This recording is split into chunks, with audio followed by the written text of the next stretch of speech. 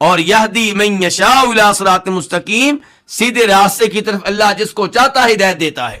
یہاں ہدایت سے مراد کون سی ہدایت ہے؟ ہدایت توفیق۔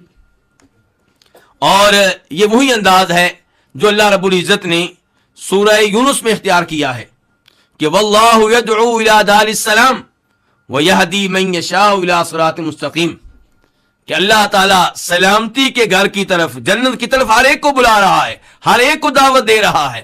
یہ کیا ہوئی؟ ہدایت ارشاد۔ لیکن اس ہدایت کو جو قبول کرنے والے ہیں وہ سارے نہیں ہیں۔ وہ فرمایا یہدی من یشاء الی صراط مستقیم، اللہ کا جس پہ فضل ہوتا ہے اللہ تعالیٰ اسے ہدایت توفیق دیتا ہے۔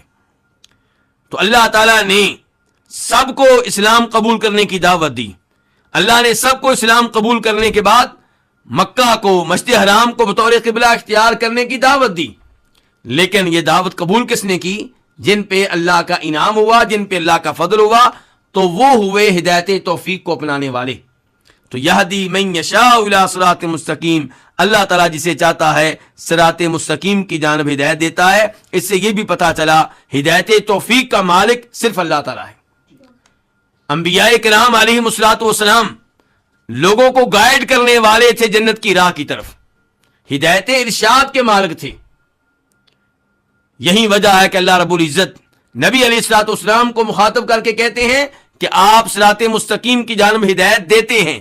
کہاں کہا؟ سورہ شورى میں وَإِنَّكَ لَتَهْدِي إِلَىٰ صِرَاطٍ مُسْتَقِيمٍ۔ لیکن سورہ قصص میں کیا کہا؟ إِنَّكَ لَا تَهْدِي مَنْ أَحْبَبْتَ وَلَكِنَّ اللَّهَ يَهْدِي مَنْ يَشَاءُ۔ اللہ تعالیٰ جسے چاہتا ہے ہدایت دیتا ہے، آپ جسے چاہیں اسے آپ ہدایت نہیں دے سکتے۔ تو ایک جگہ پہ کہا کہ آپ ہدایت دیتے ہیں، دوسری جگہ پہ کہا آپ ہدایت نہیں دے سکتے۔